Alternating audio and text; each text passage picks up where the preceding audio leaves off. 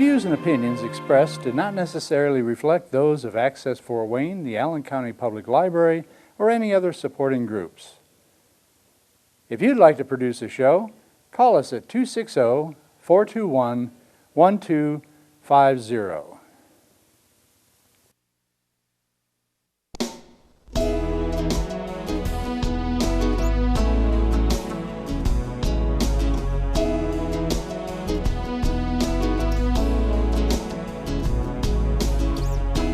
Let me be your lighthouse so I can show you the way.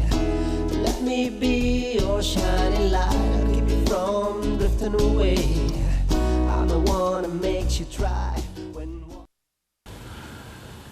Hello, this is Patty Hunter with Patty's Page here in our home studio in Fort Wayne. Beside me is my special guest, Dr. Richard Fischer. That's a good name. He is a conductor, an author, and as well as, author. Conductor of the Wind Symphony and University Band at Concordia University-Chicago. Wow. So where were you born then? I was born in a little village west of downtown Chicago, about 15 miles, called Bellwood. Bellwood. Still live there? Nope. But I live about 5 miles from there, and that's where Concordia University is. And Is it a big place? The university? Or? it's a fairly big campus, yeah. And but I've lived within 5 miles of Concordia University-Chicago my entire life. So I'm from that one central area, yeah. And who had influenced you the most when you were growing up? That would be my grandmother, and her brother, my uncle, a little bit. They were both professional musicians in Rockford, Illinois. My grandmother was a professional piano player, and my uncle was a professional banjo player, but also an artist, a very well-known painter. Yeah. Mm. Color, watercolors, or No, just oil? Oil. Yeah. We got a lot of paintings around here. Yeah. The one behind us, right up there, Hmm. it was done by Will Miller, who was the head honcho of the Irish Rovers. Wow. Yeah, we did an interview with him as well. Mm-hmm. He's in BC now. Okay. So, what did you go to university, or what kind of universities did you go? Well, first of all, I went to Proviso West High School, Right. and they had a very, very large music department at that time. And I played in their top band, and I played in their top orchestra, and that was very important to me. It was very important to me for many reasons. I loved music, of course, but I didn't come from the best home life, and music was an escape for me from what was going on in my home, which I won't get into now. You don't have to. But right, and so I had friends, and I had music that God used as a blessing to me. Like Yeah. therapy, in a way. Yes, very much so. So what did you major in? Just music? Or what? I originally went to Cornell College in Mount Vernon, Iowa, 69 to 70 school year, and I went there actually to be a math major and a music minor, and then the second semester the math got a little bit too complicated, and I reached my peak, and so I decided music, and I was a music major, and I had some good classes there, and then my sophomore year, I couldn't afford to go back to Cornell College, so I went to a junior college nearby, Triton Junior College. Oh, I heard about and it. it was a very good, for a junior college, a very good music program too. I played in the band, and I had French horn lessons with the band director. French horn. Yes, that's my major Is that instrument. the only instrument you play? Well, actually, in 4th grade, I started on trumpet. 5th grade, I played baritone. And then in 6th grade, because they sensed I had a good ear, that I played French horn, and I've been playing French horn ever since. Oh, my Yeah, stars. yeah. So Cornell College was good. Triton College was good. It was much cheaper, but I got some gen eds out of the way. And then I transferred to DePaul University in Chicago as a Bachelor of Music Education major. And that was, so I finished my junior and senior year there. And then I was playing in the Chicago Metropolitan Brass Quintet, Oh. which met at Impressive. Concordia University-Chicago. Wow. And the trombone player was the band director there. Mm. And to make a long story short, he decided he was going to leave Concordia. Huh? And about 2 weeks later, I said, because I just had my bachelor's degree, Right. he said, this job is open. And I said, who's taking your place? He says, I don't know, are you Lutheran? And I said, yes, I am. He goes, why don't you apply for the job? And Did he teach you to conduct? no. Where'd you learn? I learned in my undergraduate program, but it was very weak program at the time. How long ago was that? That was during, that would be the years 1972 to 74, Dang. in through there. So Yeah, that's where I learned how. But it, like I said, it wasn't a very strong program, but I had the strong desire to conduct and lead, and that's what I wanted to do. And I was looking for any kind of job, really. But then this college job came along. God knows. Yeah, it's all a God thing. Yeah. It really is totally a God thing. Are you also a teacher or something? Well, I'm a professor at Concordia. I'm in my 50th year, and I teach basic conducting, advanced conducting. I teach, of course, I conduct Wind Symphony, and I conduct the university band, which is a community band, many of which the people and members are my former students. And that is a very good group. So you came to our church a wee while ago and did your 50th celebration. Of you being a conductor or with the symphony? Well, it's interesting that actually it was called concert band from Concert band. 74, from 1974 when I started there till 1987. And that year is when I received my doctorate from Michigan State University. And I changed the name of the group from concert band to Wind Symphony, because a concert band to me at the time had a connotation of just doing pop music and standard band repertoire. But now with my doctorate, I learned a lot of much greater music by more famous composers, and I just could not keep the concert band name alive, so I called it Wind Symphony. That's cool. Yeah, In your can you please say the word? Wind Symphony. Symphony. Yeah. In the Wind Symphony. What do you have? Flutes and guitar and what else? No, we have flutes, oboes, bassoons, clarinets, bass clarinets, alto sax, tenor sax, baritone sax. We have French horns, trumpets, trombones, euphoniums, tubas, and a piano, and a multitude of percussion instruments. So it's the full gamut. So how many people are in the orchestra? Well, right now it's 42. 42? Yeah. And when they came to our church, Ascension, a wee while ago, how many were there then? Probably 42. I think. 42? Yeah, about 42, yeah. Some of those people were very energetic. Yeah. The one who played the guitar. Oh, yeah. Oh, my stars. Colin Pease. Oh, my stars. It's an interesting story because he came with very little music experience at all, but he could play the classical guitar. Oh. And that's what got him his acceptance into our music program. And we looked at him as having great potential. Right. So Colin then said, well, I said, Colin, you have to play in an ensemble. And I says, I suggest you learn percussion instruments because I don't really use guitar in the Wind Symphony.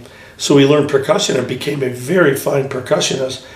But his love and his real talent is in classical guitar. So I decided that was the first time at the concert you're at. That's the first time I had him play just a guitar solo, no accompaniment. I've never done that with any student, just a single student playing it without any accompaniment. And did you see the energetic look? He was just sparkling. Oh yeah, oh yeah. He's so very enthusiastic. No kidding. His passion for music is tremendous, and he's growing very much. I told you earlier that I can teach conducting classes. He's had both my basic and advanced conducting classes, and he's one of the best ones in the class. He's going to be a very fine conductor because he's got the passion, the personality, He's got to be. the love of music. He does.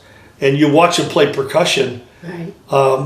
He's quite entertaining when he plays because he's so into it. He's so into it. He's amazing. He's wonderful. So that's why I said what I did when I introduced him. I says, I'm sure you've all been watching Colin play percussion.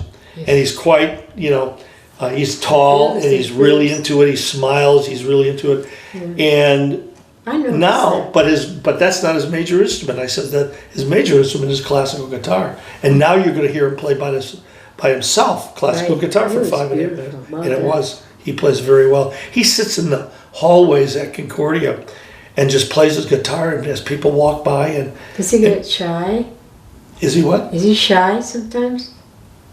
No, I Oh, would that's not. not- I would not call Wrong word. Colin shy. I think when he came, he was more shy, but then Now he isn't. no, Nothing phases him, right, or nothing. you for that matter, No, right? no. You've seen a lot over the 50 years, eh? Oh golly, So, when you were conducting the first year you were doing, how was that for you? very difficult. Because remember, I never taught elementary, middle school, or high school. I graduated with my undergraduate degree, and now I'm teaching at college. Aha. And usually you don't do that. Your route is usually, teaching at lower levels, and then you finally get a Working job your at way Concordia. But that's my first job. They were looking for somebody with a master's degree and 10 years experience. I had a bachelor's degree and no experience. And They baptized you, did they? yeah, they did. It was a God thing. That's why I shouldn't have never gotten the job, actually, based on the typical way you get a college job. God But- knew. God knew. Yeah, but after my first concert, because I was only hired until they found somebody else, but after my first concert, they called me in and said, we see something in you. We're going to extend your contract, and in 5 years, if you get your master's degree, we will elevate you from instructor to assistant professor and give you tenure. And so I've been here the whole time. So your doctorate Mhm. is in music. Yes. My doctor is a DMA, a Doctor of Musical Arts degree, in wind conducting, band conducting. Yeah. Is that specific Michigan State. Do you teach them how to play their instruments, or do they go through other channels? Oh, they go through other channels. They all study privately. In fact, to be in the Wind Symphony, you have to study privately on your instrument. You have to know what you're doing, too. Yeah, and they're very fine teachers, but I do not teach any instruments. Decades ago, I was the French horn instructor at Concordia, but my load got too heavy and I couldn't do that. So basically, it's just the conducting and the 2 groups I conduct. So you go all over the map, around the world. Our group has performed throughout the United States. We've actually played concerts in 43 states, Oh, including 2 concerts at Carnegie Hall in New York City. We were invited to be the showcase ensemble for the New York City Wind Band Festival in both 2014 and 2019. We played at the Meyerson Center in Dallas all right. for the 500th anniversary of the Reformation. Well, the Wind Symphony tours quite frequently, and we go on 2 to 3 tours per year. We do a shorter fall tour, and then we do so it's a long weekend tour, and then a 10-day tour in the spring, and then every 4 years we go on an international Wow. tour. Is that during spring break or summer break? Yeah, Or? the international tour is done right after graduation for about roughly 2 weeks, and we've 2 been, weeks. yeah. Wow. We've been all over Europe, and we've toured China 3 times, and we've toured South Africa, and went on a safari as well. Oh, Yeah. my stars. And then in the United States, we've actually played concerts in 43 states. And that includes playing at some major concert halls, Carnegie Hall in New York City, All right. 2 times in 2014 and 2019. We were invited to be the showcase ensemble for the New York City Wind Band Festival. Right. To great acclaim. We were very well accepted. And then we played at the Meyerson in Dallas, Texas, where the Dallas Symphony does their concerts, and the Dallas Wind Symphony plays their concerts Right. there as well. And that was for the 500th anniversary of the Reformation. All the congregations in that 500 yeah, Reformations. all the congregations in that Dallas-Fort Worth area all pitched in and invited us to perform down there, as well as the choir. Yeah. And our organist, Steve Wente, played a piece as well. And we played at Eline Hall in Milwaukee, and Lead Center in Lincoln, Nebraska, and many other concert halls. Fort Wayne, too. Fort Wayne, yeah. Yep, Fort Wayne. We come here quite frequently. We get a number of students from live here. Concordia, Fort Wayne, yeah. At one time, a few years ago, we had 12 from Fort Wayne in a group. Now we have, Dang, we're good, I think, 4.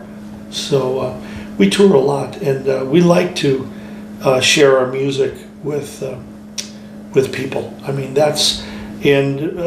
people often ask me, what's the most difficult thing that you do? And it's programming, because I care deeply about what the curriculum is for the students, what they learn from the music. Right. But I'm really into, more than ever, I care about the audience and what musical journey we take them on throughout the concert. So it's not just choosing individual pieces that are worthy to be played, but then how they're progressing through the whole concert. It's a musical journey. It is like a story in the It is. It is. beginning, middle, and end. Yep. Well, like what you had done at our church, Ascension Lutheran Church. Yep. Hint. Anyways, you came. What was the reason why you had come to our church? Well, we try to go to various parts of the country, usually more local in the fall, since it's a long weekend tour, and we hadn't been to Fort Wayne in a while. And also, being in my 50th year, one of my former students, who's one of the music directors at Ascension, wrote a piece for me. What's his name? His name is Sam Marquardt. He wrote a piece for me based on the doxology, and you heard it at that concert. It was the second piece on the program. I believe a stunning piece. Beautiful. Yeah, yep, You were at our church for about 2 hours or something like that. yeah. It's a 2-hour program. It was delicious. I'm glad you liked it. Bravo, maestro. Sure. Beautiful. Yeah. So, did you win awards or recognition? Or? Well, as you look at being a professor at Concordia, you and everybody does it. You advance from, you go from assistant professor to associate professor to full professor, and then an award was I was voted for distinguished professor, and then I became the first endowed chair in the 160-year Wow. history of the university, the Fred and Jane Whitlinger Endowed Chair for Music Performance. And so that would be an award. I was back in the middle 90s, one of the professors of the year with the Chicago Tribune. Chicago Tribune. The newspaper? The newspaper, the big newspaper in Chicago. I was selected to be one of the top professors in the Chicago area at that time. Wow. Yeah. Oh, I'm But that's impressed. probably all the awards I've received, and I'm very thankful for them. When we see this show, it'll be on his 50th anniversary, no? Yeah, this whole year is my 50th anniversary, and then it'll conclude next summer with the third week in June, I believe it is, where a lot of my former students will come back and we'll have this mass band. Jamming? Yeah, jamming. Well, we'll play music that's written, but I'll choose the music that I think that the former students would like, and I'll try to choose music from each of the decades of my tenure at Concordia. So your genre is basically what? Well, wind music. I would like to say high-end wind music, band music. Some people, call it concert band and everything, more band. But we do more serious works, and the lighter works that we do, I call more sophisticated light. Like pop? Yeah, like pop stuff, but written really well, not cheesy kind of stuff. No, I mean, you guys. Well, we did Star Wars on that program. Star Wars. Yeah, we did. What's that one? The one. Anyway. Well, we did, Flying Jewels, which the United States Air Force band commissioned, and the most difficult piece we've ever played in my 50 years. It's rough. It was rough, but beautiful. But beautiful. It was all about hummingbirds, about essays on hummingbirds, and people's reaction from overseas when they come and they experience hummingbirds for the first time in the United States. And I love it's it. We used to have hummingbirds out here, red-throated hummingbird, emerald green. Really? Wow. But also something important has to do with in the whole programming thing is that we want to play not just good music, what we want to play from our hearts. It's not just we're working on old technique. My rehearsals are less talking about the technical aspects of the music. Hopefully the students will do that. Right. We talk about the expressing the music, the aesthetic dimension of each of the pieces. And how do they feel when they do? Yes, and playing from their heart to the audience's heart, because let's face it, we live in a hurting world. And what our job is, and we can't make anybody do anything, but bring the audience members into the moment so that they're not worrying about tomorrow, they're not worrying about the past. They're just like basking in the music that we're playing at the time that might bless them in some ways or put a smile on their face. Or, the heart. Yes, and something stir their heart, that they feel something emotionally. After concerts, I get comments like, it's the first time I've smiled in 3 weeks, or I've got a husband at home dying of cancer, and this is just what I needed. I just lost my job, or they'll talk about all things about their life and about how important that they were there that night to be able to be changed and blessed. Enlightened. Enlightened, yeah. Yes, it is. I mean, wow. You mean you create musical magic. Oh, thank you. And it just sparkles some of the actual pieces that you play. The one with Star Wars. Yeah. And there was another one, the other one you had mentioned before, the U.S. Air Force. Yes, the U.S. Air Force Band commissioned Michael David to write a piece called, as I was getting into before, Flying Jewels. And Flying Jewels was inspired by essays on hummingbirds. And it compares the hummingbird's 10 beats per second heart rate with the human, with the human being's heart rate, and then with the whale's heartbeat. Oh, you did whale. I remember hearing that. I said, "Oh, that sounds like a whale." Yeah. The whaling over there. It's really pretty remarkable piece. Love it. And we ended the program with that. But How also, long was that? What? How long was that piece? That piece was 10 minutes. Yeah, a little over 10 and a half minutes. Yes. But also on that program, and what I want the audience to know of your show here is that we're also a choir. And Right. remember, we sang a beautiful piece called Shalom. Shalom. Shalom by Dan Forrest. Yes. And when I heard that choral work, it was so beautiful, but it was also transcribed for band. And so we did part of the band version, just 20 measures or so, and it dies down, and then we sing Shalom.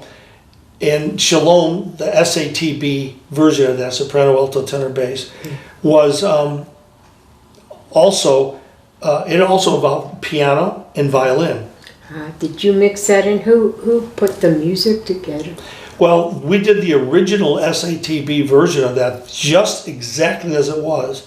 Dan Forrest himself did the transcription of the choral version, and like I said, we played blended right into it, into the choral version. So was that the only piece that was original?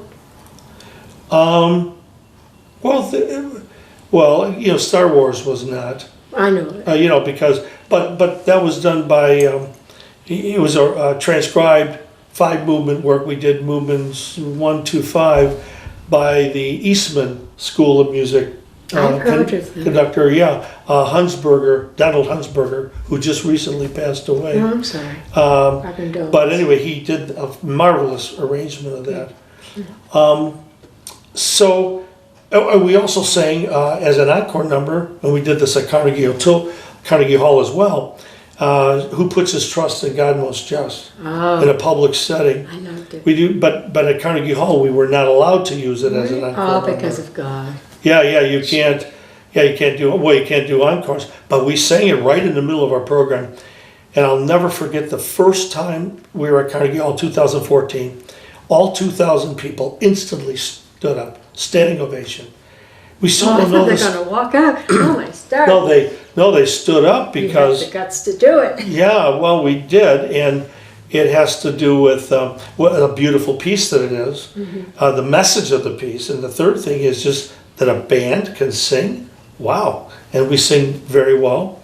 So that we always do or Who Puts His Trust in God Most Just at every concert as an encore, except that one.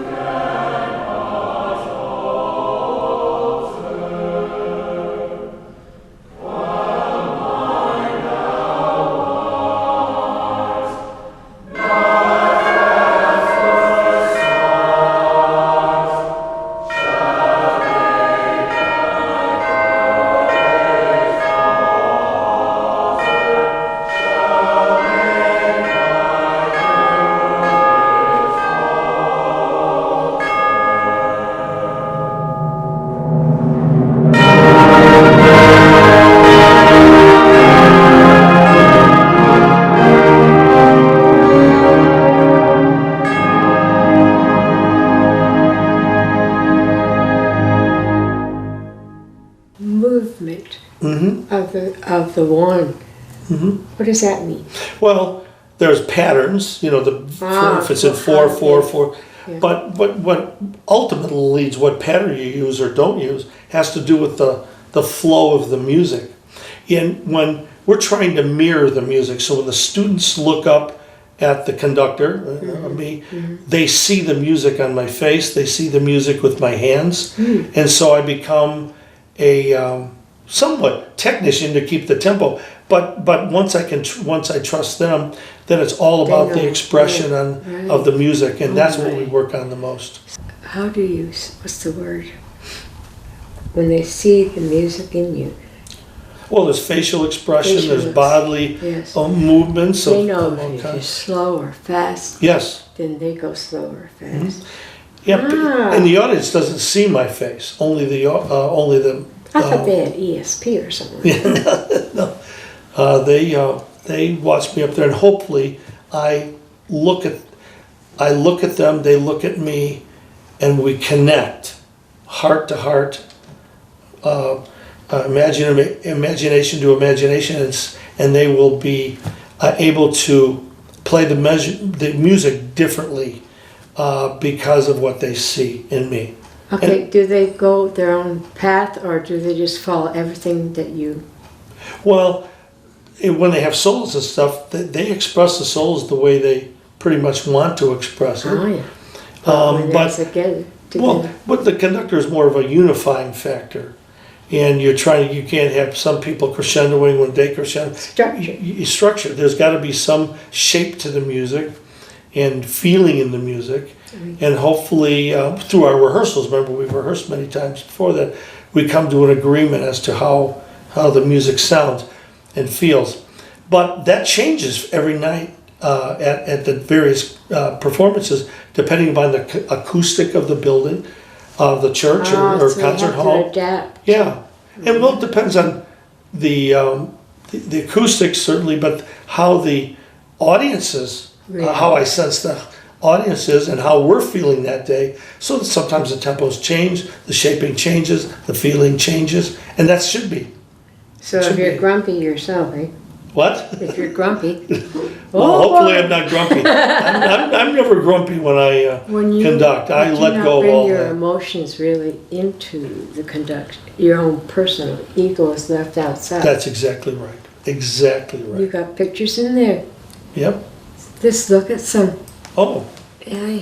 So well, there's the cover. that's right. Is that going to be all over the world? That picture thing. Well, but we change pictures pretty much for each concert So series. everything's And let's see, here's a picture of the ensemble. I don't know if we can. zooming. Yeah, that's in front of the pillars on Augusta Street on our campus. And then Sorry? and, So, I see a lot of people. and there's me conducting. My stars. And you've been on the news or radio or TV or yourself? I've had some interviews with KFUO and live interviews. I hope it's when live. we get into when we perform in the St. Louis area, and I've been interviewed prior to on days of those concerts. PBS?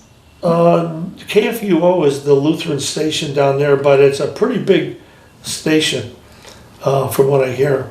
And I've been on other TV interviews not TV interviews, radio interviews. Radio. Yeah, more radio. Now in China, I had an interesting thing after one of our China performances. I think it was in Beijing.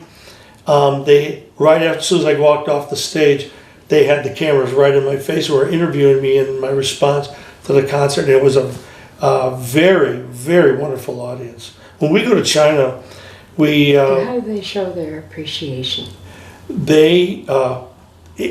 when you conduct in China, the audience is very enthusiastic. That a group from our country comes from, but they also at every group that plays in in China has to do Radetzky March. Da da da da da da da da, and they clap, and that's why you're required to do it. And when the music gets soft, then they conduct real soft, and then da da da da da da da da. I love that. It's really I was raised with that type of music. Mm-hmm. Yeah. Beethoven, Bach. Yeah. That's the piece, that's played often on the Vienna Philharmonic New Year's Eve service. And the people clap there too. So, but that caught on in Japan. And so whether you're an orchestra or a band, when you play a concert at their concert halls, you have to do that piece. Yeah. So when are you going to Japan next year? I'm going to Japan in about 3 weeks. And for next year, in February, March, whatever, what will you be doing? Well, we're going on a spring tour in March. Yeah. We're flying to Texas. We're going to play in Houston, several concerts, and Dallas, and then work our way back to Illinois, and playing in Oklahoma, Kansas, Missouri, Illinois. When you play in Oklahoma, do you play Oklahoma? No, You should. I should. You really should. Yeah. That sounds like Yeah, the I best. should do that. Oh, that's very complimentary. Yeah. Oh, yeah. You might say. Well, I try to choose pieces when I can for whatever the state represents. Yeah, I do that sometimes. Yeah. Yeah. Anyways, what would you like to say to my audience to encourage them? Music is from the heart. Mm-hmm. And it's beautiful to learn whether you play a flute, guitar, or be a conductor such as he. So. Well, I judge a lot of music festivals. Oh, you do? Oh, sometimes hundreds of bands a year. This year won't be as many. But I'm just putting it as a little observation. And everything's subjective, of course, but a lot of the band music that is played is not very good music. Oh. So I don't know how conductors can give their students that kind of experience of playing music that's almost anesthetic kind of music. There's no real feeling to it.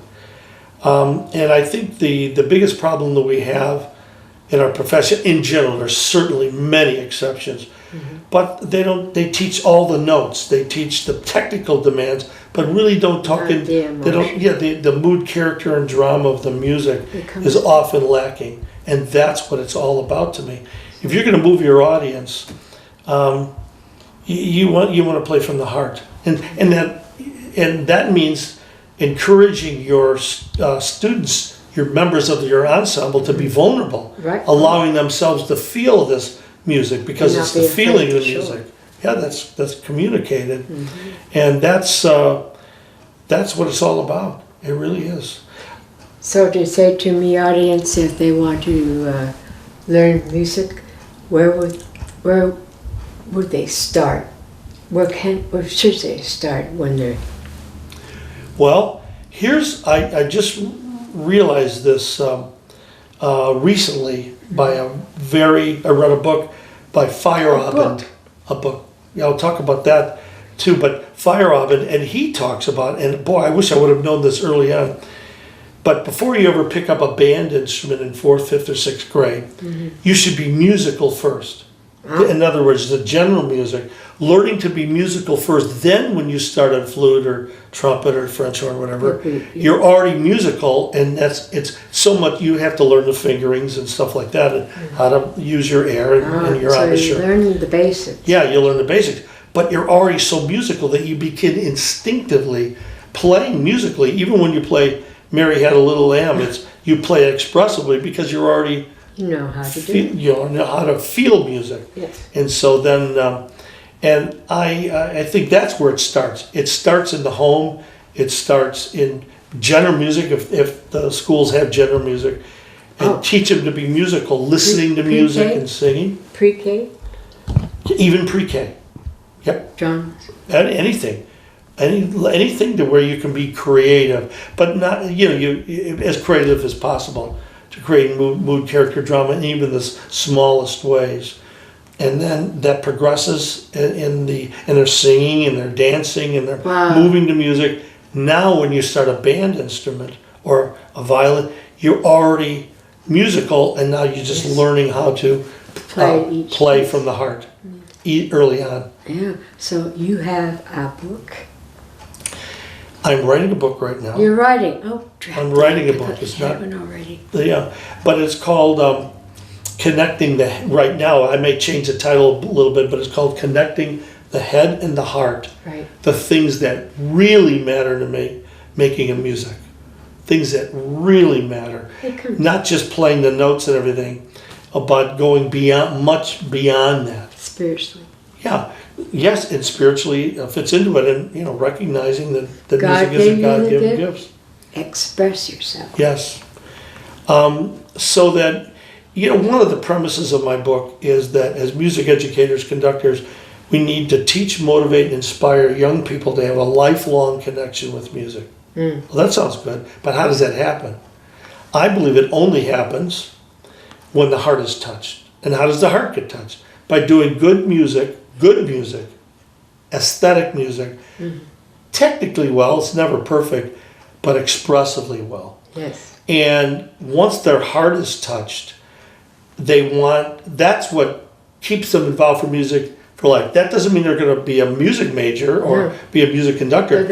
So they would appreciate. They appreciate music and they want to become involved in their church choirs or their community bands or things like that. That they want to go to symphony concerts, they want to go to jazz concerts because their heart's been touched. They thirst after having that feeling Just of what like music does thirsting to the after the soul. Lord Himself. Yeah. The heart area is where the Lord is, the Holy Spirit. Hmm. You thirst for God, and you thirst for music that is excellente, Hmm. everything. Yes. That's Remember right. Martin Luther's quote of that music is one of the greatest gifts God has given to us. In fact, he rates it theology first, of course, and then music second. Right. And there's a lot of quotes I'm going to use in my book that support that from Martin Luther and others, and even some Bible passages Wow. that talk about the importance of music in our lives. I say, when you have that finished, can you sign it for me? Certainly. Send it. Yeah. We'll have you again, eh? So I would love to thank you for being on my Oh, it's show. been a pleasure to be here. Very much I so. know. Thank you. Thank you, sir. You're welcome. Cold pause. A white finger. Anyways, I was a little bit nervous for a while, but I'm not too bad now. I get shy. I've never been nervous person. once. I'm a shy person to Really? begin with. I would not know that by how outgoing you are. Hello. Yeah. Well, After doing 14 seasons, I should know. Anyways, thank you for coming on to my show, Richard Fischer, conductor extraordinaire. thank you. And this is Patty Hunter, Patty's Page. Thank you. We'll see you next week. Thank you for watching. Bye-bye. Bye. Bye.